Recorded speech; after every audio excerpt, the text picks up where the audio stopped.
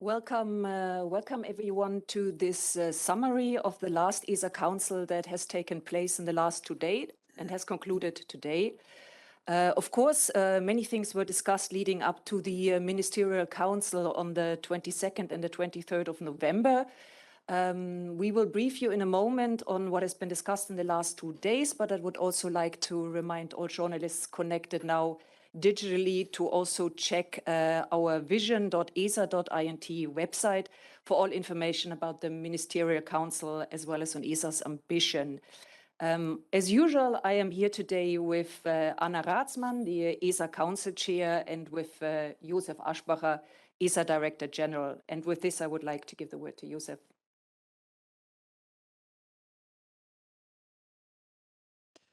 Yes, indeed. To Anna first. So thank you so much. We can conclude that we have had 2 very good and intense days. But I would like to start with that we were really happy to welcome a new associated member, and that is Slovakia.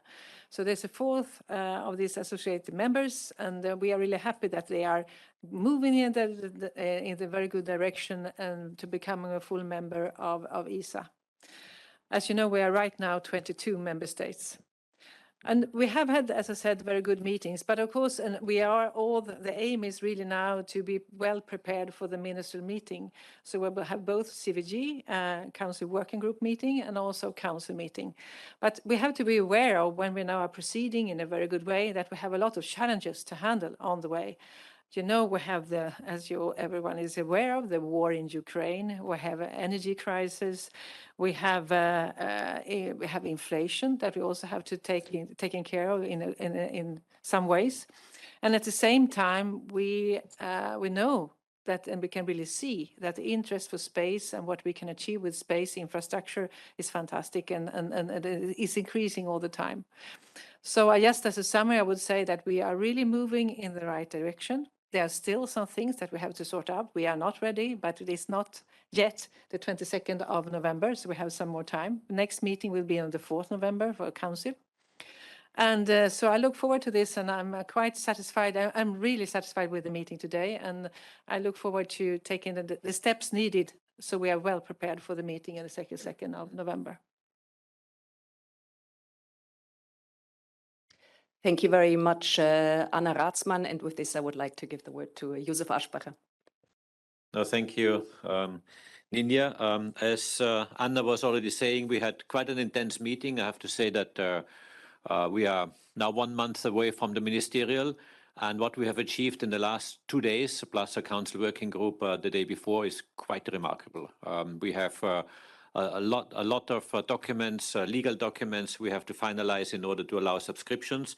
Let me just give you some numbers. The CMIN 22 package includes 36 programmatic documents, which means or 36 elements or budget lines. You can also translate this in an easier way. And we have really made huge progress. We have agreed 28 legal texts or legal documents, which are in particular program declarations and implementing rules for really the majority of all the programs. There are some that still need to be resolved or still need to be finalized. I will say a word in a minute on which ones they are. But just to say that this is, I think everyone is quite relieved on how much progress we really made. Also, in addition, we have 4 resolutions that are being prepared for adoption by the ministers at the ministerial meeting itself. What we have done at the meetings yesterday was to discuss the texts, and we have made huge progress on these 4 resolutions. Just read them for the sake of completeness. The first one is ESA accelerating the use of space in Europe. The second one is the level of resources for the mandatory activities 2023 to 2027. The third one is the CSG resolution, and the fourth one is ESA programs and activities. These are the legal texts that are being adopted, as mentioned. Of course, they go hand in hand with all the program proposals and the program declarations and implementing rules. We have also made large progress on a number of decisions, altogether with 18 decisions which were made at this council. And maybe just to highlight some of them, one was on launches. Yesterday, of course, we had a dedicated press event on launches, but today a decision was made on the launch of Euclid, EarthCare, and Hera. Just for everyone's information, the member states have decided that Euclid and Hera are proposed to be launched on Falcon 9, and EarthCare will be launched on Vega C. The dates are 23 for Euclid, 24, early 24 for EarthCare, and later in 24 for Hera. As you all know, this is a temporary measure that we do need to launch on other launches because of the dropout of Soyuz in particular, and also the inaugural flight, the ramp-up schedule mentioned yesterday at length at the press conference. Just to recall also from yesterday, where we reported progress on the development of Ariane 6, in particular the test in Lamboltshausen, and which are still to be, of course, finalized, but the first 45 seconds firing was extremely successful, and as explained yesterday, was an extremely important milestone. Of course, there are other milestones ahead as outlined yesterday. Just to recall also for those who have not been listening in yesterday, the inaugural flight of Ariane 6 is now planned for the fourth quarter of 2023. Then on the Rosalind Franklin mission, we had a status report. There were a number of questions raised by delegations, and this report, which included also a report of the science community, was very interesting, just to make it very clear that the science questions have all been extremely positively answered. The science with the Rosalind Franklin rover in 2028, also in 6 years from now, if the option 2 is implemented, is still the most advanced and interesting science in the search of life on Mars. It will be the only instrument with the drill that goes down up to 2 meters into the surface that would be having this capability of searching for microbic life on Mars. There's no other similar mission planned, and therefore, even if the launch is in 2028, as currently proposed as baseline, this would still be top science and one of the very, very interesting priorities of the science community. The decision on ExoMars, just to clarify, will be made as expected at the ministerial itself, but we have finalized the legal documents, that means declaration implementing rules, in order to get there. Other highlights on Earth observation, updates were given on the various programs, but maybe two just to pick out. The launch of the Meteosat third generation is all proceeding nominally, with the satellite being shipped to Kourou. Launch is planned in mid-December on Ariane 5. Then on Sentinel 5P with the TROPOME instrument, we have just celebrated 5 years of measurements, extremely successful and the most accurate atmospheric chemistry instrument to date, and this was highlighted as well. On navigation, 670 airports have adopted the EGNOS civil aviation adoption with 1,350 EGNOS-based procedures. This is quite an important milestone because more and more airports and helipads are using EGNOS, and therefore the activities which are prepared within the context of ESA for the Commission. On Galileo, still, the last batch of 3 satellites left ESTEC on the 18th of October, which also marks 10 years of Galileo satellites testing at the ESTEC test facilities, which is sometimes underestimated. The test facilities of ESA play a huge role in testing, of course, the Galileo, but also many other satellites. We also had a very important presentation on zero debris.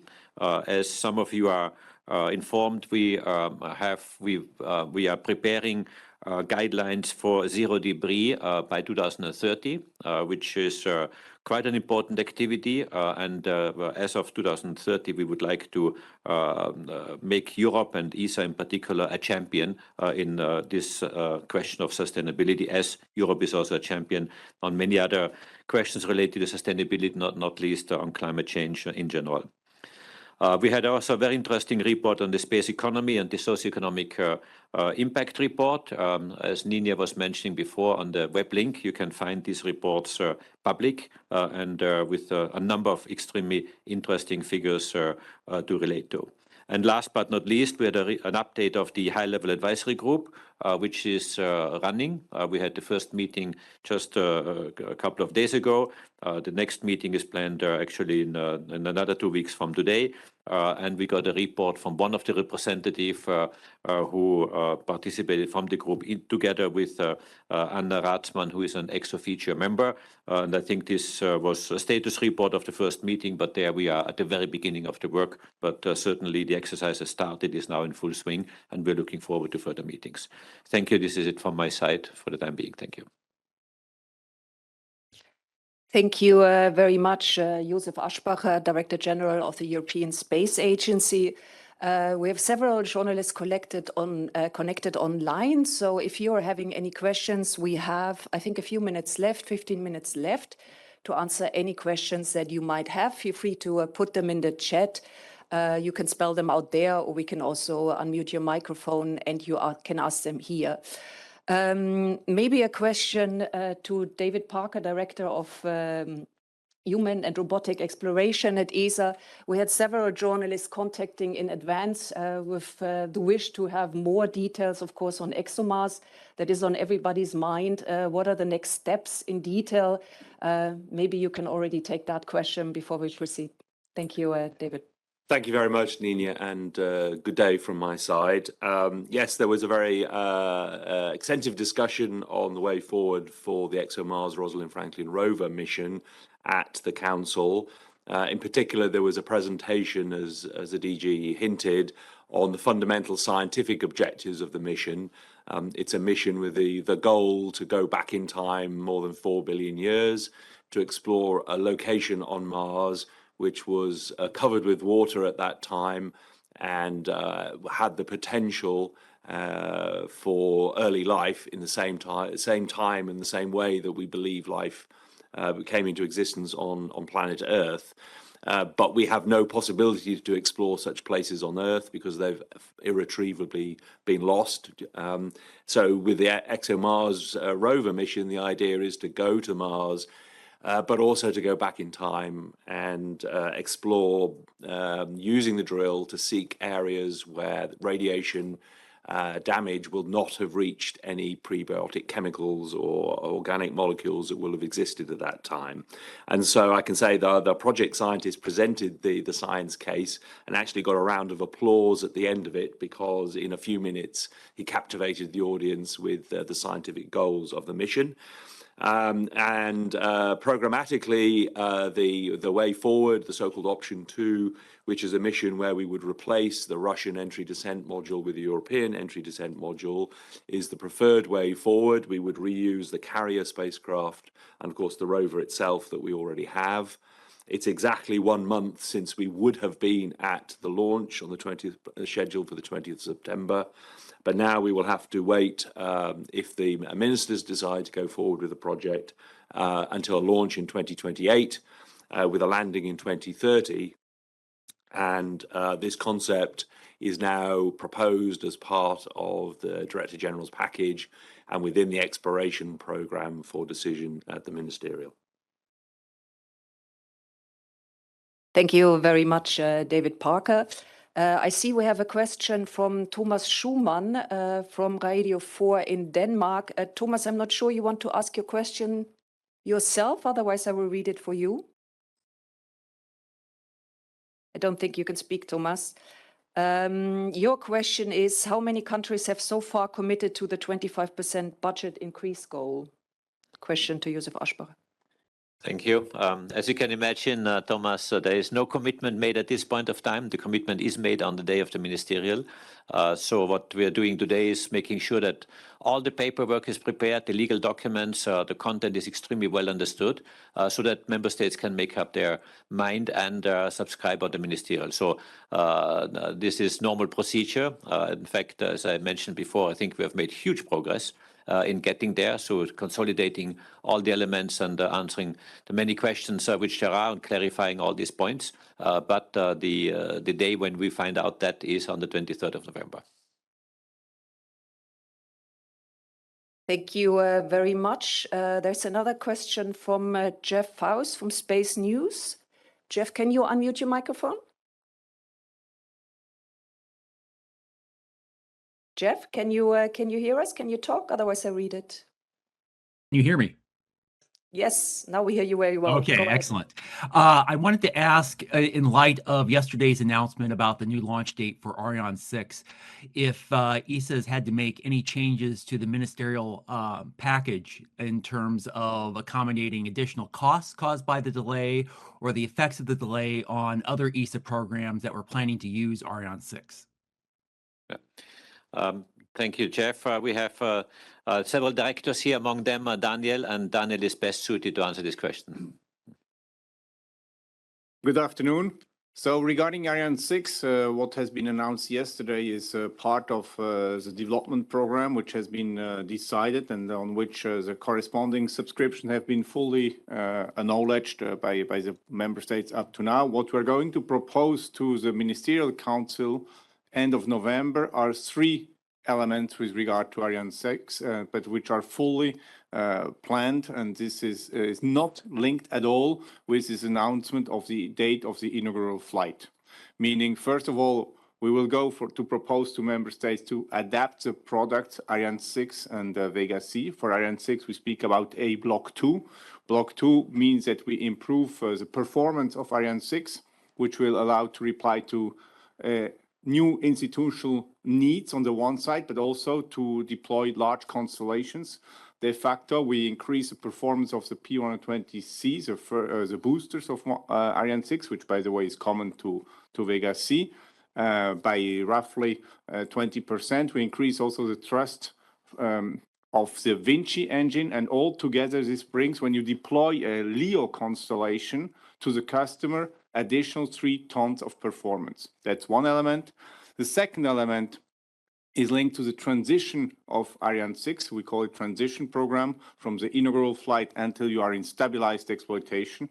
On that, there is a program which has been decided already by the member states. And what we plan to ask for is to go the third and last step in this transition program at the ministerial. And this, of course, is impacted, yes, by the ramp up, which is now delayed de facto, but we have already anticipated this in our request to the member states. And the third element is the exploitation accompaniment to manage or to accompany each individual launch on Ariane 6.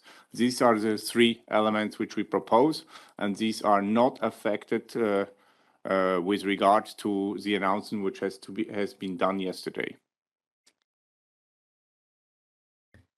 Thank you very much. That was Daniel Neuenschwander, Director of Space Transportation at the European Space Agency. The next question is from Ludwig Jovanovic from the Rheinische Post. Ludwig, not sure you can speak and hear us? Can you unmute?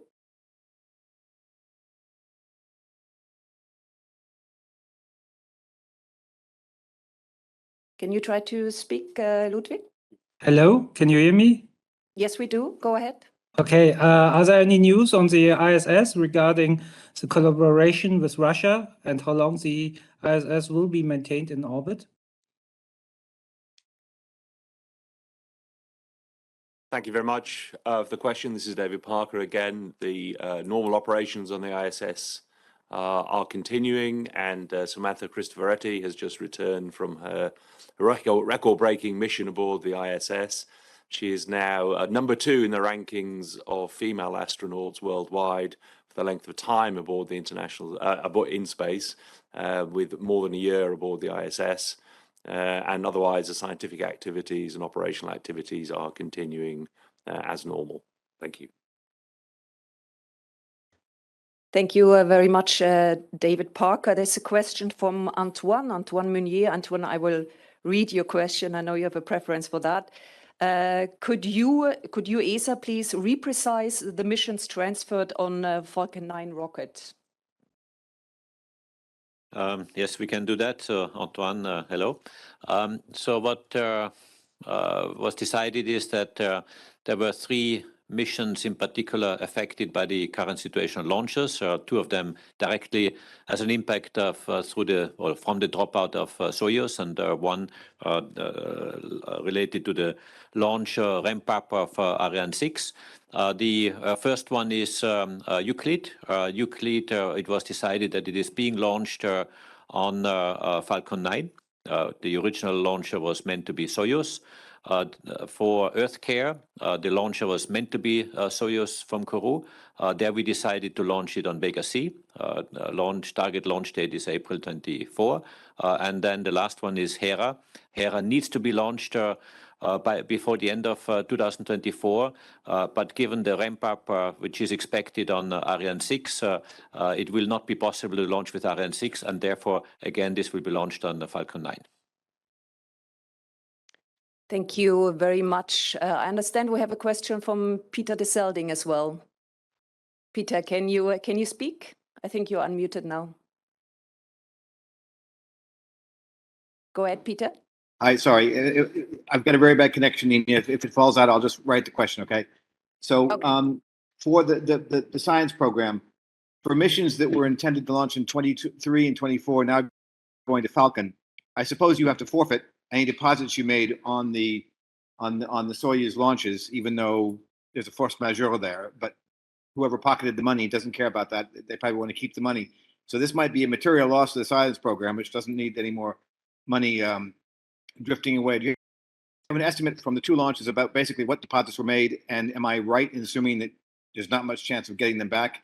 And then for David Parker, David, forgive me, I've forgotten what you said at IAC about this a few weeks ago, but the budget for the large logistics lander, I'm not sure I've got that correctly separated out. There was some chatter about that on a couple of days ago. So what is the approximate budget you've got penciled in for the L3? Thanks. Yeah, maybe just on the first one on the budget question and the impact. Let me just say that, of course, there are estimates of what the money has been, not estimates. We know how much money was transferred as an advance payment for the Soyuz launches. And this is still, let me call it, it is not yet concluded and finalized because there are several questions related to it. Of course, one decision that needed to be made, which is done now formally today, is that, of course, formally Soyuz is not anymore used as a launcher, and what is the financial and legal impact of that. This is being analyzed, of course, right now, and there's still some work work that is needed in order to come down to the figures. But in terms of the overall impact on the budget of science, I think Günther can comment on that, and then afterwards David for the other question. Hi, Jeff. Here's Günther Hasinger. Thanks for the... sorry. Hi, Peter. Excuse me. Here's Günther Hasinger, Director of Science. I think the decision to move Euclid onto Falcon 9 has a positive effect on the science budget because we are saving quite a lot of time and also the launcher. I think you have to put the cost in perspective to what we had foreseen. So I think this is a positive move on the science budget. And then on my side, Peter, regarding EL3, so just for everyone's benefit, EL3 stands for the European Large Logistic Lander, which is a proposed new multi-mission series of robotic landers to support sustained human exploration on the moon in the next decade. The mission is the program is now, the program board has given it the name Argonaut, so there will be a series of Argonaut landers. And they're intended to have a first flight in 2030. So yes, we're asking at the ministerial requesting subscriptions to support the first step of development. And for all of the lunar robotic activities, the budget request is 380 million euros, of which the majority is for EL3. The rest is for technology developments and ongoing science payloads for the moon. Thank you very much. We have two questions to Director Josef Aschbacher from the Interfax News Agency. Not sure you can unmute and speak yourself, otherwise I can read the questions you have posted. Can you speak? Can you try? You're unmuted. Hello. Hi, we hear you very well. Go ahead. Oh, all right. Thank you. So my first question is about Director General Roscosmos. Yuri Borisov has recently said that he would want to resume cooperation between Roscosmos and ESA with all the science and space exploration. So my question is, has he reached out to you? Maybe you had a phone call or a conversation? And another quick question, probably for Mr. Parker. Is there still a possibility that European astronauts will be flying to the ISS and Russian Soyuz spacecraft, taking into account the whole situation in Ukraine? I mean, under the seed barter agreement between NASA and Roscosmos. And if so, is it being discussed or considered? Thank you. No, thank you for the question on whether Mr. Borisov has reached out or not. The answer is not yet, but I look forward to this whenever it happens. So I think this is to answer your first question, and then I hand over to David. Thank you. Regarding ISS and astronaut launches, in short, no, we have not had any discussions regarding ESA astronauts launching aboard Soyuz. Going forward, our next astronaut, Andreas Mogensen, is scheduled to fly on a crew Dragon vehicle towards the second half of next year.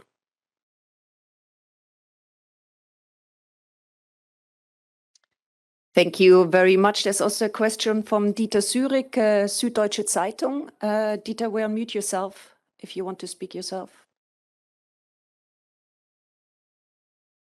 Can you hear us, Dieter? You're unmuted. Thank If you you and good can't connect- afternoon. Do you hear me? Yes. Okay. Yes, we do. Thank you. Good afternoon. I have a question regarding the delay of Ariane 6. Is it right that the next Galileo satellites will be launched not earlier than 2024 now? Yeah, let me hand over for this one. So thank you for the question. I hand over to Javier, Director of Navigation. Thank you, Joseph. Thank you for the question. We have a constellation in orbit with 24 operational satellites, and we have now completed the production of the batch 3 of satellites, of which 2 were launched last year, and remaining 10 satellites are ready for flight, basically. And we need to launch already by the end of 2023, beginning of 2024. This is the requirement from the mission point of view to guarantee the continuity of the services. Thank you. But the problem is when you are not able to launch in the last quarter, have a problem, I think. Or do we have another launcher? So launches of Galileo satellites are under the responsibility of the European Union. And in that context, Ariane 6 is our preferred option. We are going to be monitoring the planning of Ariane 6 in the coming months. In the meantime, we have initiated actions to look for non-European launch service options. And those analyses are ongoing. And we will be approaching, I would say, in the first half of 2023, we will be approaching a decision point where we will have to see, depending on the maturity, hopefully the maturity of the Ariane 6 development program and the first inauguration flight. Galileo is planned actually as a second passenger on Ariane 6. So we will be monitoring all of that and coming to a decision in the first half of 2023. Okay, thank you. Thank you very much. And looking at the time, the last question is from Josep Corbella. Josep, you should be unmuted if you can try to speak. Josep Corbella? I will read for you. Which is the additional budget required to move launch to 2028, so that in regards to ExoMars? And is the need to replace the descent model the main reason for the delay? David Parker is going to take that question. Thank you very much for the question. Yes, so for the recovery of the ExoMars mission, yes, the main issues we have to design, develop, test, and qualify a new European descent module.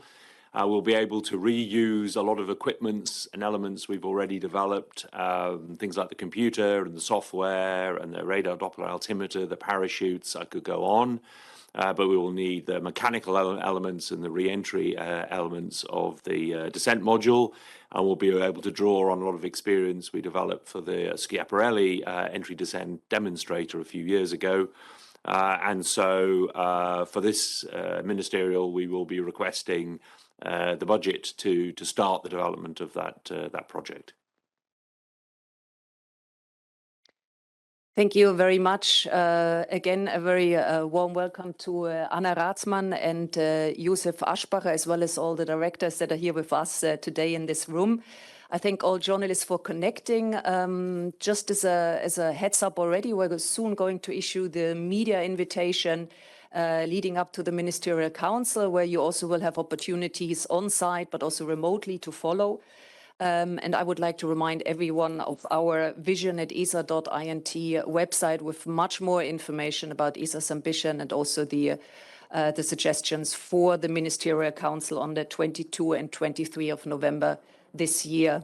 Thank you very much for being here today, and I hope to connect soon. Thank you.